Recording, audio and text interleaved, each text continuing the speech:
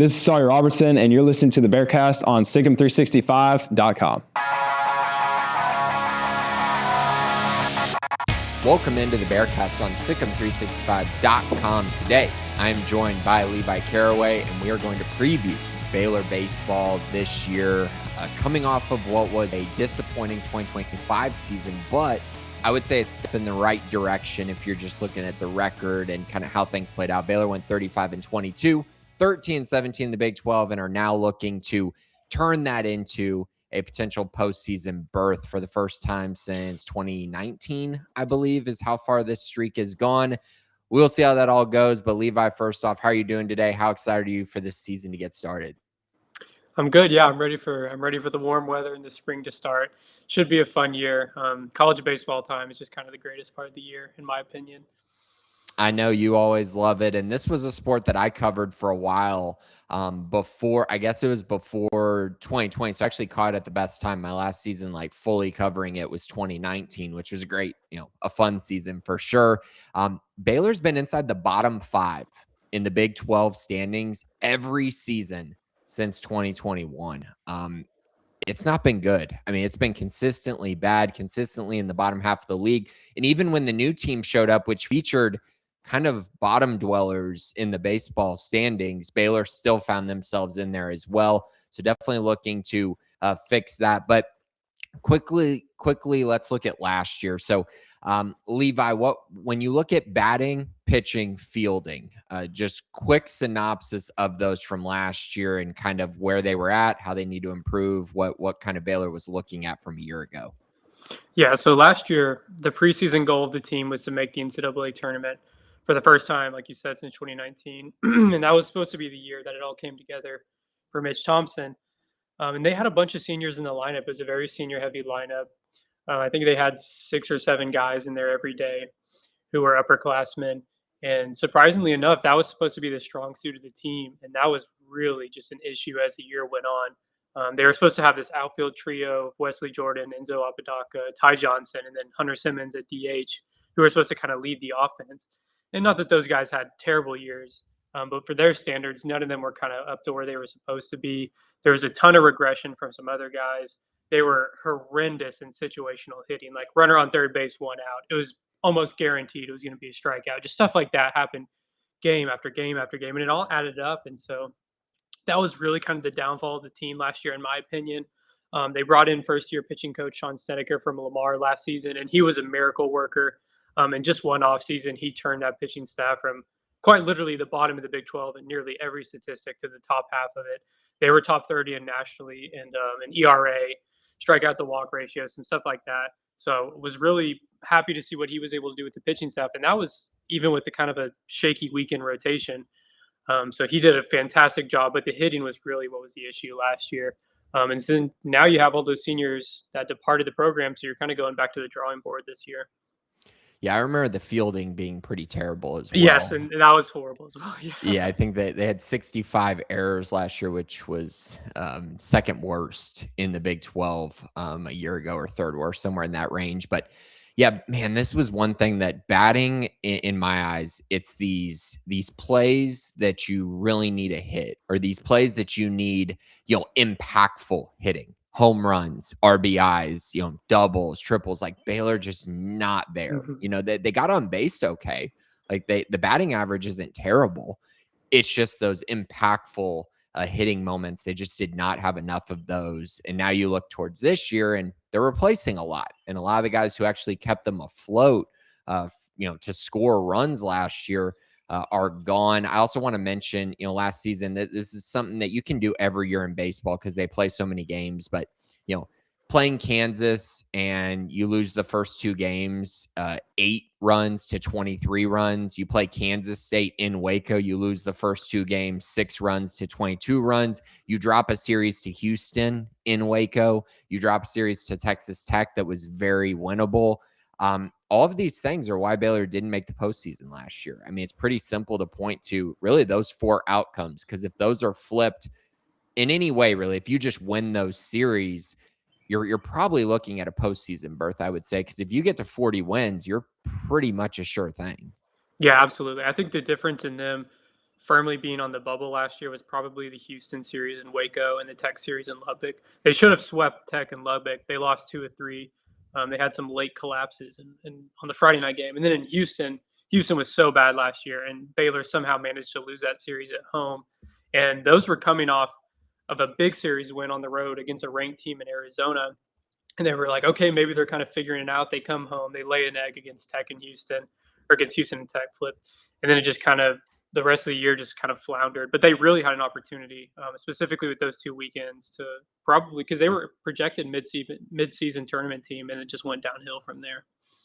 Right. So let's look at the guys who are leaving. The main ones that I listed here, you can correct me if there's others you want to mention, but Tyreek Kemp is kind of the biggest one, the biggest headliner. He was their best hitter last year, probably second best player behind Gabe Craig, but both of them were pretty elite last year for Baylor. Also losing catcher Cortland Castle, outfielder Enzo Apodaca, designated hitter Hunter Simmons, and then left fielder Wesley Jordan, who I believe transferred out. You mentioned an article that's 55% of their production hitting wise, and now they're gonna have to replace all of those guys. Do you view any of those guys as, I guess, besides Kemp, as irreplaceable, or do you think that there's other guys in here besides Kemp that it's like that's gonna be really hard to duplicate what they did? Yeah, so I have mixed feelings about this, because the thing about Baylor's offense this year is they're going to have a lot of unproven guys. So we don't know what we're going to get. Like, hypothetically, you could replace most of those guys' production pretty easily. I mean, heck, if you're making contact and consistently putting the ball in play, that's going to be a step up than it was last year. But at the same time, if these unproven underclassmen aren't ready and they're struggling to adjust to this level of pitching, it could get a lot worse. There's just so much variance in what to expect this year that I really don't know what to make of things. But I think Tyreek is probably the only player that's going to be, man, you're not going to be able to replace that. I think everybody else can be replaceable if these players do step up this year. So the good news is, hitting wise, there are some really good returners, at least in my eyes. There's 3 of them that really stand out to me.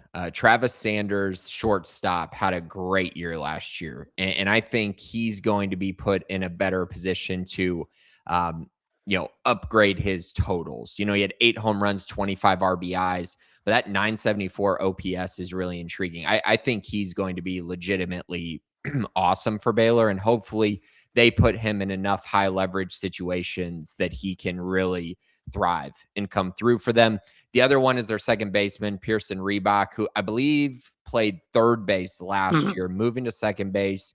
He was their 4th best hitter on the year, 860 OPS, 3 home runs, 32 RBIs. But as you have mentioned and was very apparent last year, he really thrived once Big 12 play hit. And so if you really just look at kind of his season in 2 parts, because he was a young guy last year, he really, by the end of the year, was probably their 2nd best hitter, 3rd best hitter, somewhere in that range. So really promising. And then, of course, Ty Johnson, who downgrade hitting wise last year. They need him to be better hitting this year, but his fielding was really good this past year. And that's been kind of a staple for him. If they can get great play from these 3 guys, I do think that probably makes up for a lot of the guys that they lost a year ago. I think so too. And that's something I kind of forgot to mention earlier. A lot of those seniors you were talking about that departed, a lot of those guys had good stats on paper, but once you kind of looked into their conference stats, they were nowhere near as good. Travis Sanders and Pearson Reebok in particular, both of those guys performed really well in Big 12 play. Travis Sanders, they both got honorable mention All Big 12. Pearson Reebok got freshman All Big 12. Travis Sanders got preseason All Big 12 this year. So I'm really expecting big things from those 2 guys. And if those 2 guys kind of take a back seat and struggle this year, it's going to be really hard to get production from the rest of the lineup. So the Baylor really needs those 2 guys to be good, but I think both of them should perform well. I know the coaching staff is very confident in them. And then with Ty Johnson, yeah, he had an incredible year, first year in Waco first year at Baylor, because he transferred from MCC in 2024. Last year, he struggled and was pretty much worse statistically in everything, I think, other than on base percentage. But yeah, he's going to be their starting center fielder this year, elite defender, and they really need him to take a step forward at the plate this year, because he's going to be a big piece of the puzzle, whether he returns to 2022-24 form or if he struggles. So one other guy that I think we definitely need to mention in the returner category, and we talked to him a little bit before we recorded, and you've mentioned there's high hopes for him, and he's a returner, hasn't played a lot, but that's redshirt freshman Hunter Snow, who's likely to take over one of the outfield spots where they desperately need, man, they need some power hitting. They need some impact hitting from their outfielders this upcoming year, and Snow might be one who gives that to them, right? Yeah, absolutely. He was probably one of the best players, one of the top two players in that 2024 recruiting class. Last year was a developmental year for him. I know they have really high hopes for him. His dad played at Baylor and played in the NFL. He's a really strong guy, and he could lead the team in home runs. Who knows? But it's going to be exciting to see him because he's going to be a significant upgrade defensively in one of those corner outfield spots as well. And he's definitely going to bring some power to the lineup that they desperately need. And then the other outfielder, at least according to kind of our projections here. So it's Ty Johnson, Hunter Snow, and then the freshman phenom, Brady Janusek, who had 17 home runs, went to the same high school as Quinn Murphy at Argyle Liberty Christian, was a star receiver for them as well. What can you tell us about Brady and what he brings to the table and potentially, starting in the outfield right away? Yeah, similar to Hunter Snow. He's huge. He's 6'4", 205 pounds. So he's going to bring that pop. He's a great athlete, obviously, from the football stats. So it's going to be a significant upgrade defensively for both corner outfield spots for Baylor this year. I think the thing with Janusek that's really intriguing, similar to Pearson Reebok last year, was he was a guy who was committed to Oklahoma until the summer. They said that we don't have the room, ends up at Baylor, and he's going to be a huge, huge impact player right off the bat for the Bears. And the thing with Janusek and with Snow is just seeing how they adjust to this D1 level. But if they can hang early, they're going to have a ton of time to really grow into themselves throughout the year and become really high impact players. I like what they're doing with those two guys because I feel like there's a whole lot of risk that they are just not good right away. But I do think they need some guys in the outfield who actually have a ceiling when it comes to, hitting home runs, getting RBIs, being impactful players, not just okay guys. Like they really need that, I think, from those two. And that moves us on to the key transfers here. I'm really excited about who Baylor's going to start at first base. UT Arlington first baseman Tice Armstrong. He had 971 OPS, 12 home runs, 46 RBIs. This is the candidate to come in and just hit, 15 home runs or something along those lines, drive in a ton of runs, and potentially completely flip this offense if he's good right away. Yeah, I'm super excited for Tice Armstrong. I can't remember the last time Baylor's had like a slugging first baseman. So he should be a huge help to the lineup. Has a ton of pop, probably will lead the team in home runs. He's going to be similar to like a Wesley Jordan type guy, but with fewer strikeouts. So he's definitely going to be a huge part of this lineup, and I'm excited to see him get out there every day. They really need somebody who can have some power hitting fourth. That's something that this team desperately needs, and he should be able to provide that. And they brought in Cade Dotson, who's his teammate, who's going to play third base, and another that he's different than Tice. He's not necessarily your full on power hitter, even though he does have some pop. He had 5 home runs last year, 28 RBIs. But the thing intriguing to me about him, he had 16 stolen bases last year. He's a good fielder. I think he's going to get on base a lot, which will be key in this batting order to see kind of where they place him. I'm excited to see that. But I think, again, you're getting another quality hitter, quality bat in your lineup. And then you're just hoping that some of this upside really comes through. But I mean, if you look at with Dotson, Armstrong, Sanders, Reebok, Johnson, I mean, really that sounds like a pretty good lineup. And then you throw in the upside of Snow and Janusek. I mean, there could be some things that come together a little bit for this Baylor batting order. Yeah, you can talk yourself into it. Yeah. I think I'm just kind of in wait and see mode until I see these guys kind of against D1 competition, but in Power 5 competition. But Dotson's a Baylor legacy. Him and Armstrong pretty much led UTA in every single hitting statistic last year. Dotson's a true sophomore, and he's going to probably be the best defensive third baseman Baylor's had under Mitch Thompson. So that's exciting because they've had a lot of issues at the hot corner in recent memory.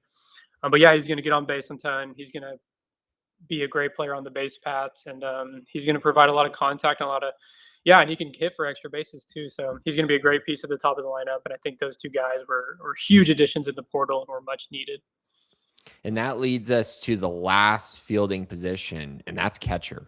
And man, I was going through the roster a little bit, trying to see what they're going to do. They lost Cortland Castle from a year ago, and he actually had a pretty good season for Baylor. But that it looks like they're either going to roll with Braden Buchanan or JJ Kinnett, and two guys that are very, very different players. JJ, I think, is like 5'10", 180 pounds. Braden is like 6'4", 210 pounds, like very different statures here. And you mentioned very different players. JJ, much more of a fielder. Buchanan, much more of that power hitting threat that you're looking for. What do you think this is going to shake out with the catcher position? Yeah, I think they'll probably split time, probably 2 games each a week, if I had to guess. I think Braden Buchanan was a really high overall prospect. He's kind of struggled. He struggled at the plate a bit his true freshman year, was able to redshirt last year, and he had a good summer hitting wise. So hopefully he's able to take that next step and play pretty consistently. He's going to get opportunities, whether at catcher or DH. And JJ, great defender, really kind of a fiery guy. He brings an energy that this team desperately needs. And so I like him a lot out there. Hitting wise, he's not going to have as much pop. He's going to be more of a contact guy. But yeah, hopefully they can get some less strikeout, more on base from both of those guys, and they can get some power at the bottom, toward the bottom of the order. Are there any other bats or fielders that you feel like need to be mentioned in this area before we move to the pitching side of things? Yeah, so John Ewan's he's from Bosqueville. A lot of guys know him as a Central Texas guy. He's going to be playing quite a bit of DH this year. Maybe rotate at first base quite a bit. Tice Armstrong DHs. But he's reportedly had a really good summer. He's supposed to have taken steps forward. So that's exciting if he can kind of provide them some more pop there. And then Bo Caraway, true freshman from Houston. He apparently is the fastest player on the team and just a really dynamic athlete. So I'm sure he's going to be able to make an impact somewhere, whether that be on the base paths, bunting, who knows. But those are two guys who are probably going to see some time wherever they end up on the field. And there's quite a few really talented freshmen like Dylan Perez and TJ Woodson that could get opportunities this year if whatever arises where they need to play. So a lot of young guys, a lot of unproven guys, but it's definitely the best freshman class that Mitch has had so far, and a ton of great athletes, which they have not had in recent years too. I'm glad you mentioned Dylan Perez, San Antonio boy from Bernie. Really, really intriguing player. Hit for contact, hit for power all through high school. I'm curious if he can work his way into the batting order a little bit. I assume he'll get some shots, especially maybe in the midweek. We'll see. Maybe they elect to redshirt him. And then also Brighton Clements, kind of a rotational infield guy, redshirt freshman. Again, another guy young. We'll just kind of see. But I do think mentioning a lot of these freshmen is important because you just never know how these things are going to go. Like you might have a freshman that starts off his career, 0 for 20, and you go, okay, we might have to try a different freshman or something along those lines. So very intrigued there. Okay, let's move to the pitching side of things. They lose Gabe Craig, the All-American relief pitcher, closer. They're going to have to figure out a way to replace him. Cole Stasio, Bryson Bales were the other two main ones. Am I missing anyone that they're really going to miss from last year? No, not really. Yeah, that's kind of what I figured. So moving into the pitching rotation, the 4 names that I've written down here for the pitching staff, I got Mason Green, Ethan Calder, Lucas Davenport as 3 of your, potential weekend pitchers, maybe midweek pitchers, important go long distance type pitchers. And then the transfer that they got, Cade Hansen from Wisconsin Whitewater, he put up just fantastic numbers, very low level, but 12-1, 1.04 whip, 2.68 ERA, an 84-13 strikeout to walk rate. I don't know if Baylor's going to get that from him, but if they can get a quality arm to give them options on the weekend in which they struggled mightily, particularly on Friday and Saturday, it could be pretty big for them. Yeah, 100%. I think they're going to have more options this year. I'm not sure that they have like the Friday night workhorse type guy who's going to go shove 7-8 innings every weekend. I don't think they have that. I think probably the closest guy to that would be Mason Green, the junior lefty. I think he has the highest ceiling of any pitcher on this team, but he's really struggled with injuries throughout his career. So it's kind of up in the air whether he's going to be able to pitch on the weekends right away. And then the other 2 guys who will most likely fit on Friday and Saturday would be Lucas Davenport, the returner, who was Baylor's top used guy out of the bullpen last year. I believe he threw for over 40 innings. He reportedly kind of changed his arm slot this offseason, his fastball's kind of flashing up to 95 now. Had a great fall, is pitching well this spring, so he could be a guy to pitch on Fridays. And then Cade Hansen, yeah, I think obviously the stats speak for themselves. He was insane at Wisconsin Whitewater. But the biggest question for me is he going to be able to adjust to the D1 level? And we won't really know the answer to that until we see it on the field, probably this weekend, most likely for opening weekend against New Mexico State. And then the final kind of piece of that puzzle would be Ethan Calder, was an all Big 12 reliever in 2024. They tried to slot him into the Friday role last year. He struggled with that, closed the season kind of pitching more on Sundays. And so the big thing with him is he going to feel more comfortable kind of coming out of the bullpen like he did in 2024? Are they going to try to use him in the back end of the rotation? Those things are up in the air right now, but I think regardless, he's going to be a huge weapon.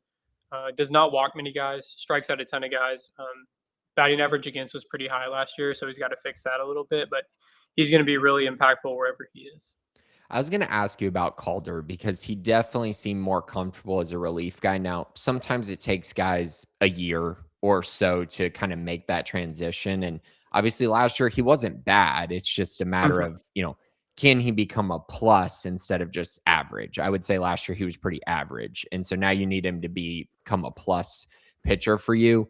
I'm just curious about how that all works out, or if Baylor elects to have another dynamic relief guy, because they have a great relief core, but they still have some questions with their relief guys a little bit, as far as fitting into roles. So curious how that plays out. I'm intrigued by Cade Hansen. I have a feeling that there's potentially going to be room for him to be one of the weekend starters. We'll see, though, because I do think these other three guys are pretty good, and regardless, should give Baylor options for their midweek games. It should give Baylor options for if a guy's having an off day on the weekend to be able to bring in someone who can go a little bit longer than your typical relief guy. Yeah, and so, I mean, it all comes down to whether Mason Green's healthy, in my opinion. I think he really unlocks what this rotation could be if he's pitching like he can be. He was a bit inconsistent last year after he came back from injury, but when he's on, he's filthy. Best pitcher on the team, hands down, in my opinion. So it just comes down to that, whether he's healthy. That kind of will dictate what Calder does. But if it were up to me, I would like to see probably Ethan Calder come out of the bullpen. I think that's probably where he's best, but I don't make the decision. So we'll see what Mitch Thompson and company decide to do. So from a relief perspective, I think it's pretty clear that you feel like Grayson Murray is going to be the closer for this team, potentially sliding into the role that Gabe Craig had. Is that seeming like the most likely? It's tough to say who will. I don't think anybody's going to replicate exactly what Gabe Craig did, but they're probably going to use a few different guys depending on the situations. I think Grayson Murray and Caleb Bunch are probably their most two reliable relievers. Depending on who they're facing, lefty, righty, whatever, I think it'll depend on that with who's in finishing games. But I think both of those guys had huge years last year, very successful, and I think they're going to lead the back into the bullpen this year. Yeah. Along with Stefan Stahl and potentially kind of maybe a sleeper guy like Luke DeVasher, maybe mixing in a little bit with those bets. Yeah, Stefan Stahl had a great fall going into the season last year. And he wasn't able to replicate that. Still pitched quite a bit, but wasn't what he was kind of touted up to be. And he apparently had a really good fall again this year. So hopefully he's going to be one of those guys who can potentially be in the weekend rotation if they need an arm. Could be a guy at the back end of the bullpen. Could be somebody who's pitching a lot. And then, with Luke DeVasher, I mean, there's a ton of JUCO arms that they brought in that I don't really know what to expect from, but I know the coaching staff feels really good about them. And anybody with Sean Snedeker coaching, I fully trust him to get the most out of that group. Is there a freshman that's coming in from the pitching core that you're really excited about? Because we've mentioned all these hitters and how great this freshman class was, but is there a freshman that stands out to you among that group? I don't know if there's a true freshman. I know the two redshirt freshmen that I'm keeping an eye on would be Braden Bergman and Caden Baker. Both of those guys were hurt last year, and so hopefully they're going to be able to make an impact this year. Braden Bergman obviously was a huge recruit, could throw really hard, but he's had some various injuries, so it's really tough to know what to expect there. But if he's healthy, I mean, both those guys could be dudes that could see time on the weekends and stuff. They could really make an impact for this team. But overall, I'm really bullish on the bullpen and the pitching staff overall this year. Okay, so we mentioned last year they went 35-22, and now you look at the schedule that they have coming up this year, and I feel like this happens every year. Baylor schedules, like they do every year. Like you'll have these crazy matchups, whether it's against, an LSU or an Arkansas or an Ole Miss or whatever it may be. And this year's no exception. They got the Round Rock Classic. They got Oregon State, Purdue, Southern Miss. Oregon State's ranked number 15, Southern Miss number 23 in the preseason. They got the Bruce Bolt College Classic, which features number 16 Ole Miss, number 8 Texas, and then UTSA, who not ranked but made the Super Regionals last year. So, I mean, this is a pretty tough stretch. I know they have some easier non-conference matchups against Air Force and New Mexico State. Yeah, so some opportunities there. But what can you tell us about the non-conference schedule specifically before we dive into the conference slate? Yeah, it's pretty brutal. I think, in my opinion, New Mexico State and Air Force, those are both pretty sweepable. But the Round Rock and the Houston series, man, those are going to be brutal. And the toughest thing about them is they got Oregon State and Ole Miss on Friday nights, so they got the toughest draw. And Dax Whitney and Hunter Elliott are probably two of the best pitchers in the country. So good luck on Fridays. And honestly, if you go 2-4 again in those two little tournament things, whatever you want to call them, that's pretty successful. And then I believe they start conference play against West Virginia, who's supposed to be one of the best teams in the conference at home. So the way I'm looking at that, especially with such a young lineup, and typically like lineups take a little bit more time to get warm and get into the swing of things, no pun intended. So I'm not really expecting a ton across this first month, but if they can just show flashes of being competent, not handing away games like they have the last few years, the young guys kind of flash at moments. And if they can just keep their head above water for this first month, I think it's going to be a fun rest of the year. But it's not going to be likely they just come in and they're beating Ole Miss and they're beating Texas and they're beating Oregon State. There's going to probably be some growing pains, but the main thing that I'm looking for is just being competitive and showing that there's going to be signs where they can set up well for the rest of the year. Is there a win total that they need to get to in the non-conference, or that you feel like they need to be in this area in order to have success in conference play? I haven't tallied it out like that necessarily, but I would love to see them beat Purdue, probably beat UTSA. So that leaves 4 games against 4 ranked teams with Oregon State, Southern Miss, Ole Miss, and Texas. If they could go 1-3 across those games, I think that would be a success in my eyes.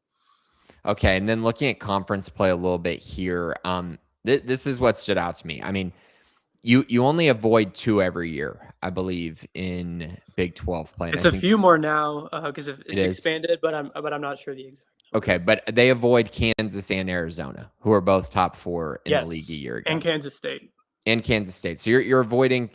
K-State wasn't quite to the level of those two, but those two teams very good. So you avoid 2 of the top 4. I think both those are projected to be pretty good. You do get West Virginia and TCU, who I believe are the projected 1 and 2 in the conference this year, but you get them in Waco. So you get opportunities there to potentially steal a series. You go to Arizona State, to Oklahoma State. Those are going to be tough. I think both those programs should be good, especially Oklahoma State, who's normally always very good. But then you look at kind of who else they get to play. So they get the bottom 4 teams from last year. They get Houston, BYU, UCF, and Utah. You get all 4 of those teams. 2 of those are at home. And then you get Cincinnati and Texas Tech, who I think Tech will be better than they were last year. I think Cincinnati will probably be the same or worse. I don't see them really making a big leap. And so there's opportunities there. You get you in the season with UCF and Utah. So if your RPI is okay, but you need some wins, you need to stack some wins at the end of the year, that could be very beneficial if you can kind of take care of business in those series to close things out. Overall, I think it's a rather favorable schedule. I don't think it's the best. Like, obviously, if you got to avoid West Virginia and TCU, that would be great. But I think in general, it's pretty manageable seeing that you get those 2 at home. And then the other teams that you're facing, none of them finished in the top 4 last year. So you may have a surprise or two. Like Oklahoma State will probably be better than they were last year. Texas Tech, I still think will be better than they were last year. But in general, some of these teams, I mean, I have no expectations for Utah, BYU, UCF, or Houston this year. Yeah, that's what I'm saying. If they can keep their head above water, kind of going into that West Virginia and OSU series, like if they're still remaining confident and have hope the rest of the way, I think the schedule sets up for them really nicely. Obviously, the TCU series is going to be very tough. Arizona State's going to be very tough on the road. But like you mentioned, I mean, Houston's very winnable. BYU is very winnable. Cincinnati is probably a toss-up because it's on the road. But then if you're playing well and the last month of your schedule, the last month is Tech, UCF, both at home, and then at Utah, you could win. I mean, assuming they're good, you could win 6 or 7 of those games, and you could be making a push for the tournament, if assuming all things are going well. And man, I really, really like how that schedule ends for them. But whether they get there with tournament hopes and aspirations, that's to be determined. But it could be interesting. May could be interesting for probably the first time in Mitch Thompson's tenure. What is the typical number that you're going to need in conference play to make the tournament? It really depends because I think their non-con is better this year, so that could boost them a little bit. If I had to guess, it'd be somewhere between 15 to 17 wins, probably in Okay. that range. Which is manageable. I mean, all It's of that is manageable. manageable if you can take care of some business in the Mhm. non-conference and then go into conference play. But I think in general, Big 12, not really great in baseball right now. And that's what's been, I think, kind of frustrating for Baylor is that, there haven't been elite teams, not too many elite teams Yeah. every year in the Big 12. And it's just like y'all are all kind of playing in the same situation, and you're still finishing in the bottom, 5 of the league every year. So I think it's very important that they get out of that. Cause honestly, if you don't finish in the bottom 5, you're probably looking at, 15, 16, 17 wins. Like if just if you do that. And so I think that's going to be very important for them to get out of being bottom dwellers in the league. Okay, Levi, what's your projection here? Do you think, I guess the only thing I really need to ask is, do you think Baylor's going to make a regional this year? Are they going to make it to the postseason? I don't. I think they're going to go 29, 25, somewhere in that range, and then 13 and 17 in conference play. That's my prediction. I think that's mostly just because I don't trust the underclassmen to be able to make an impact right away. But I think if they do, and the pitchers stay healthy, particularly Mason Green, and they have a pretty decent week in rotation, I think the ceiling is decently high. I think they could definitely make an NCAA tournament. I think there's the opportunity on paper with the schedule that they have to make a run. But until I see these guys be able to perform at the D1 level, and assuming, Ty Johnson takes a step forward and the Pearson Reeboks, the Travis Sanders, those guys can kind of fill into the roles as being like the guy. I think until I see all those things come to fruition, it's really hard for me to project this to be an NCAA tournament team. But I think if things can go right, I think they have plenty of opportunity in the runway to get there. I think it's nice that I just have been kind of updating on, tough finishes, bad finishes in games, not sitting there writing about the team for, 4 years. And so now I get to just sit back and go, hey man, these stats look nice. Some of these pictures look nice. I'm reading tweets.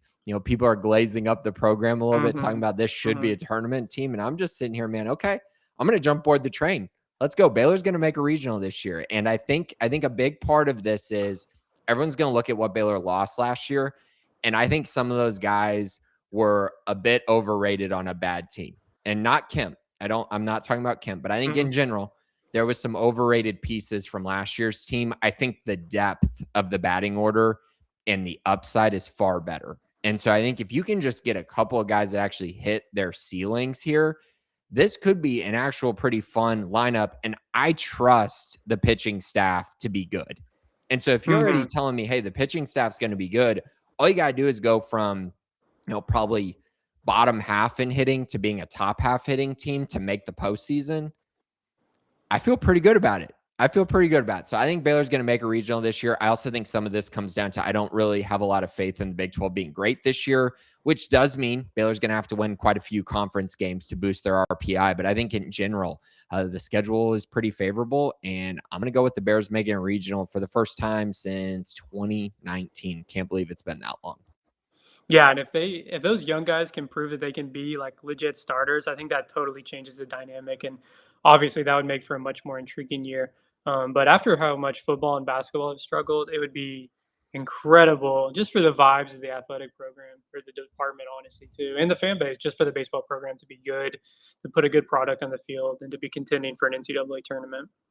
It absolutely would be. Well, I guess that's it for today. Levi, we will probably talk some baseball as the season goes on, maybe preview maybe one of these tournaments that's coming up. And then, of course, just talk about kind of everything that's going on with the baseball program. Hopefully, they have a better season than basketball and football because that has been a major struggle. It'd be nice to end the year on a positive note.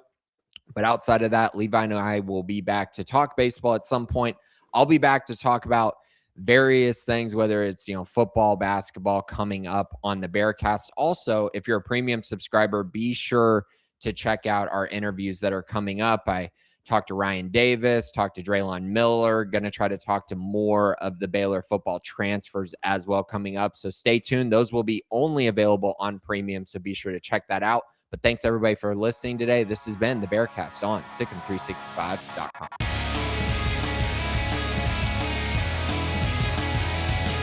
Join Sikkim 365 Premium on a $1 for 1 month trial to read our experts' notes and insights. Know about high school commits, off-season transfers, coaching staff changes, and so much more before the rest. Also, download the Sikkim 365 app on your iPhone today to get instant notifications of breaking news, read up on the latest inside info, easily interact with other Baylor fans on our forums, and get alerts for anything published by your favorite staff members.